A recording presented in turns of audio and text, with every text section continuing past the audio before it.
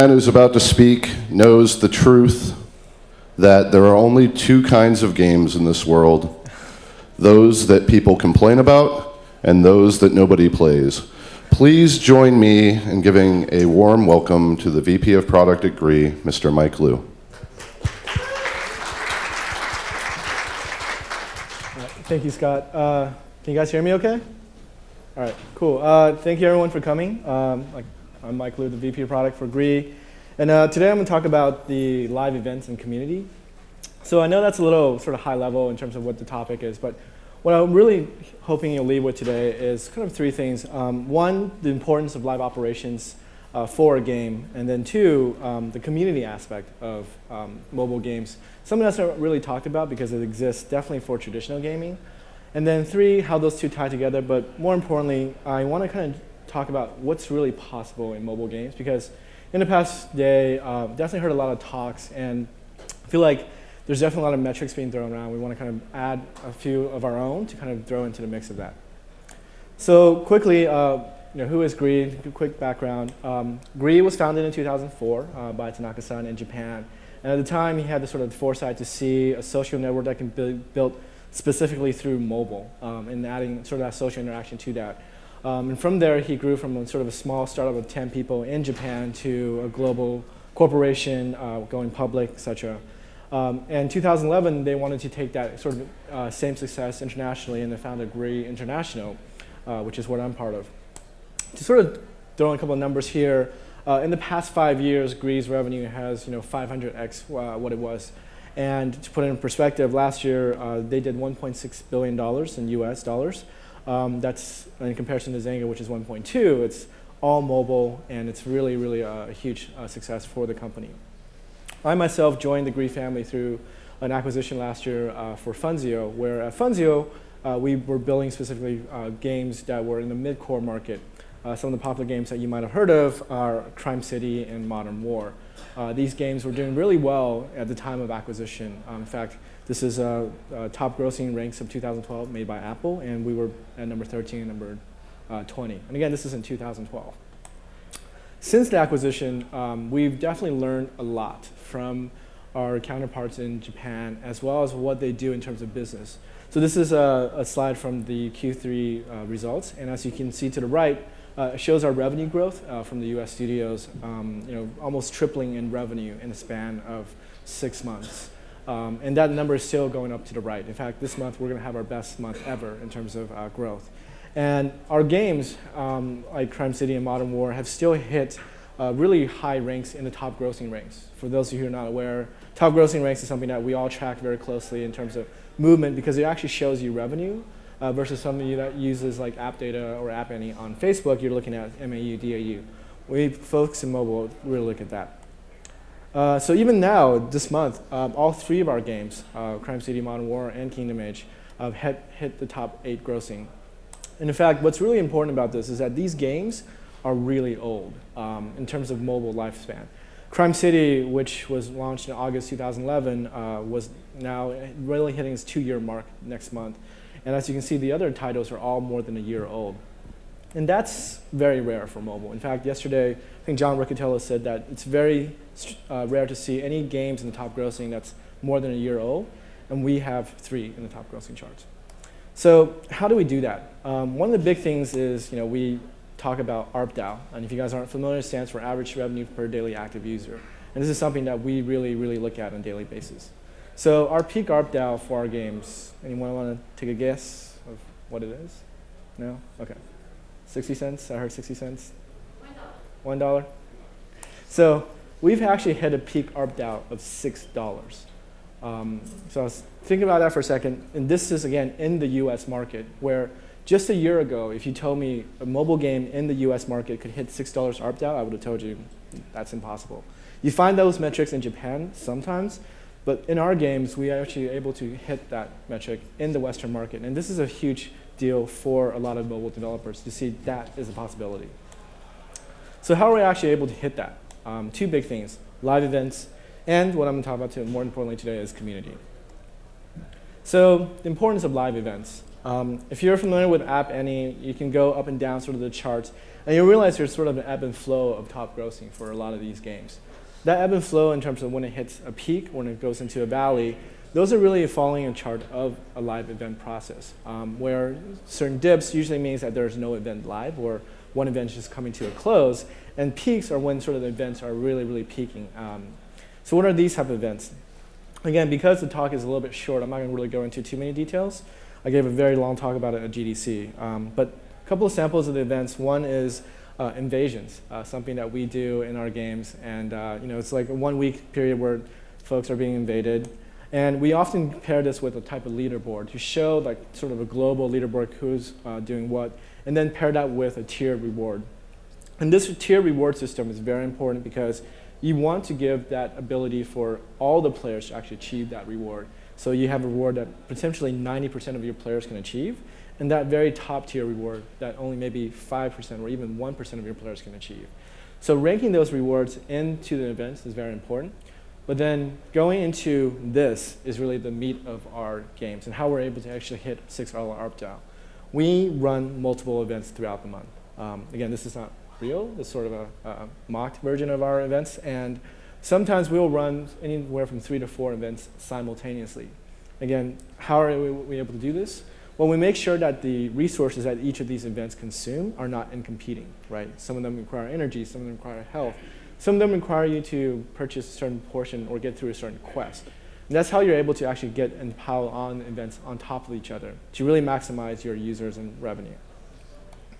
And again, importance of events, I can't stress that enough because for the games, it accounts for more than 50% of the revenue. So you look at sort of our baseline revenue and versus what's actually in the event, it's a huge, huge portion of it. So you can't really see the true value of your game without really running events. So finally, key takeaway points for events. Make sure if you want to do it, make it a limited time. Don't make it a month-long event because players will take a month to finish it. 3 to 5 days is usually the sweet spot, and we recommend that. Make sure it wraps around the usual gameplay. You know, if you're playing, say, a Candy Crush, having space aliens invade, it's probably not going to make a lot of sense. But you can definitely go really realm in terms of the gameplay and also the story as well. I talked about tier rewards. Again, you want to make sure that everyone can enjoy it as well as your spenders. And finally, you want to run multiple events. So that's it for events. But what I really, really want to talk about today, which is something that's not very much discussed in mobile gaming, which I'm sure you guys are all into, is the importance of gaming community. So gaming community is not a brand new thing by no stretch of the imagination. It's actually been around for quite some time. MLG, Major League Gaming, has been around since late 90s, early 2000s. And this sort of community has really spawned out from several games, dating back to StarCraft 1. So in countries like Korea, their GOM TV, which is their equivalent of MTV, started out with just broadcasting StarCraft 1 games on TV. Now, it might sound a little weird now, but 10 years ago, it sounded definitely really weird to Western market. That really spawned out the entire philosophy of there are a market out there who really wants to look at games. And in this gaming community, you have legends as well. These are the rock stars. These are the star athletes that you find. And what's really amazing about these guys is that they're playing the same game you're playing, right? But because of the fame, because how good they are, they really feel fantastic. And people aspire to be like them, right? And that exists in gaming regardless of the platform. And ultimately, there's a goal for the community. This is the championship for League of Legends. Again, League of Legends is a free game, and players everywhere around the world are watching League of Legends play. In fact, the last League of Legends tournament championship actually garnered more views than the World Series. Now think about that for a second. An online free-to-play game garnered more views than the World Series, who have been around since God knows how long. And that League of Legends has only been around for the past 5 years, and that's only going to grow. That community is only going to grow. So I talked a lot about traditional games. Where's that in mobile, right? Can you guys think of a big community, a gaming community in mobile, right? You have games like Puzzles and Dragons, who's making $100 million a month, yet I've never heard of a Puzzles and Dragons meetup or a BlizzCon of Puzzles and Dragons. You have Clash of Clans, who are doing phenomenal, and they have one of the most dedicated player bases. And there's not big of a community for them either. I think this is something that, I mean, we're also guilty of as well at GREE, is that this is something that has existed and something that we want to bring to the rest of, basically pop culture. Because mobile gaming is not going away. In fact, it's one of the biggest growth sectors of the sort of the gaming industry. The gaming overall is going to be 86.1 billion by 2016, and that biggest charge of that growth is going to come from mobile games. So why is community important, even more important for free-to-play games? Well, I know we always think about our users like DAUs or retention. We don't think of them as customers. But I like to kind of challenge that, because if we were a retail shop and you have users that come in and spend this amount of money, you would think of them very differently than you do now. In fact, one of our top guilds in Modern War, I want to kind of talk about their combined spend. Anyone kind of guess what their combined spend could be? Anyone?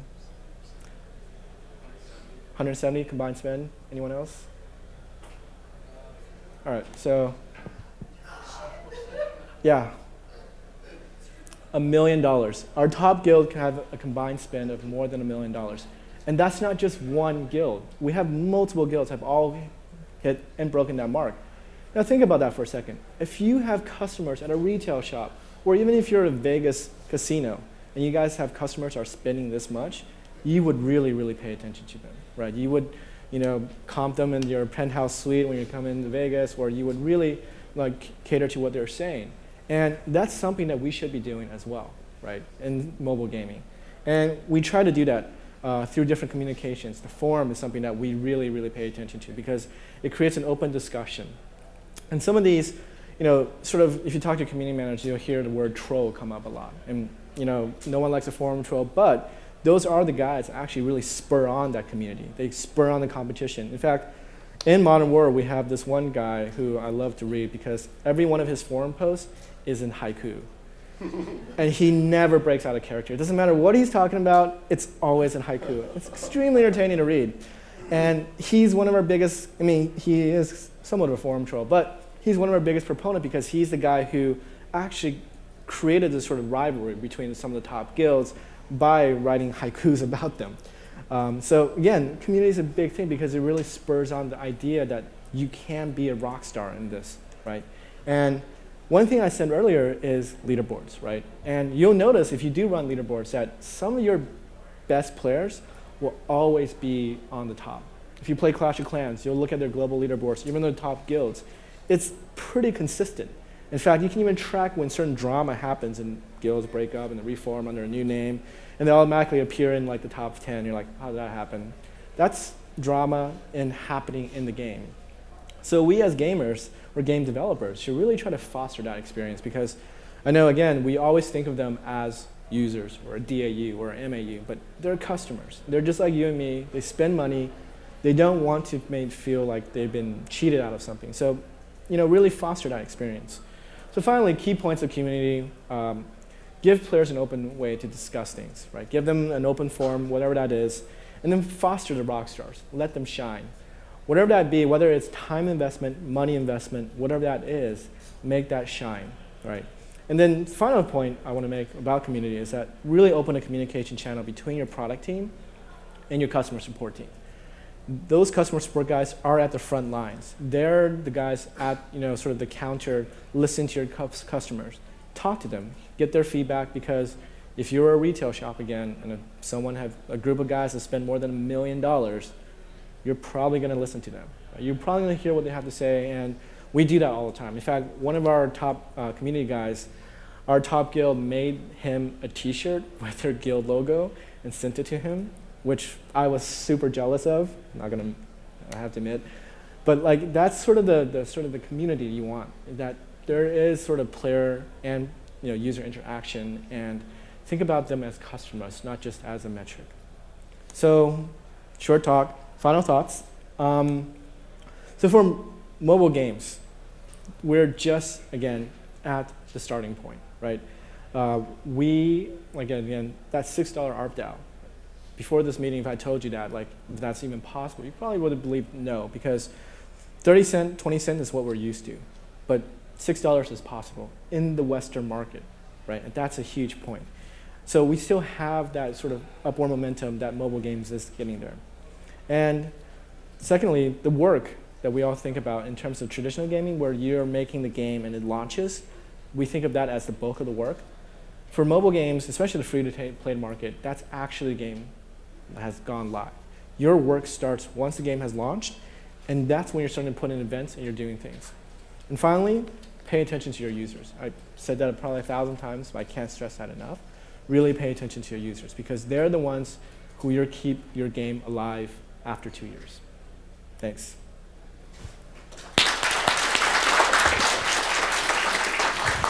Thank you for the talk.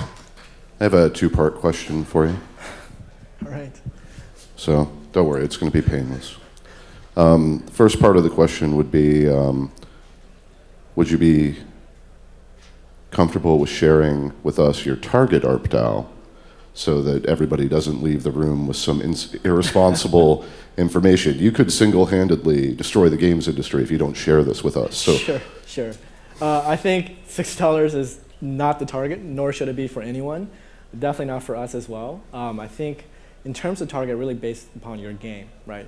A lot of it based upon your DAU, based upon your retention. So there's no sort of one single answer that says this is your target. For example, if you are a casual game like Candy Crush, you probably can get away with 3 to 4 cent ARPDAU if you have millions of DAU, right? Because the DAU makes up for the ARPDAU. Or if you're more a hardcore game and you only have like 1,000 users and you still want to achieve profitability, your ARPDAU needs to be really, really high, right? So there's no sort of one single. Let me rephrase the question, because it is all contextual. Some are volume plays, some are constant monetization of the hardcore players. With the game that went to $6, what was the target? That target from when it was originally made to now definitely changed. Again, like I don't want to sort of give a number out there that could mislead the development cycle. As you said, it's these type of talks, and especially metrics, are so important to how players from especially small companies dictate their development. So again, it really varies. I would say look at some benchmarks that other games are doing and then go from there. All right, so second part of the question. Oftentimes, free-to-play companies will have concierge product managers who are in charge of a group of whales, or even one whale in particular in some cases. Do you have concierge product managers that are in charge of a guild? We're not that big. If we did have those, it would be like a team of thousands of people. But we do have a CS team, a really great CS team, actually, CM, CR as well, that definitely talk to them, engage with them constantly. But it's not a fully dedicated team that handles every single guild out there. Thank you. Please, questions from the audience?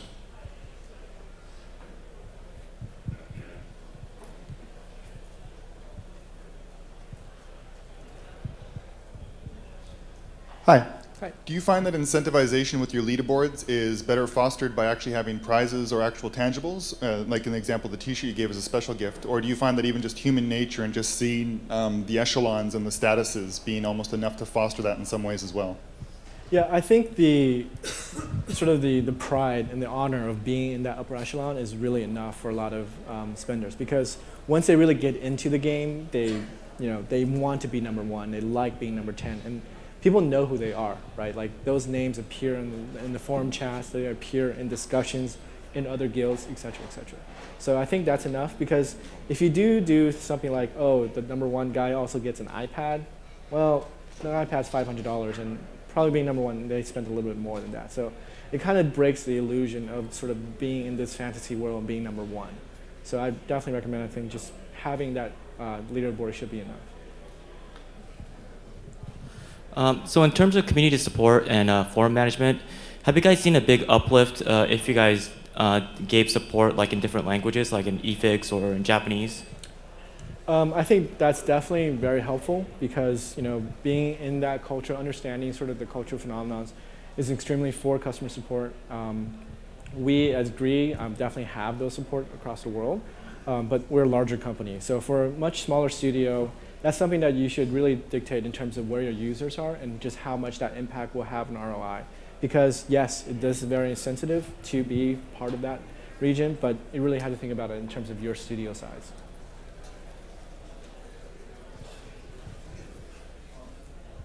Sorry, one more.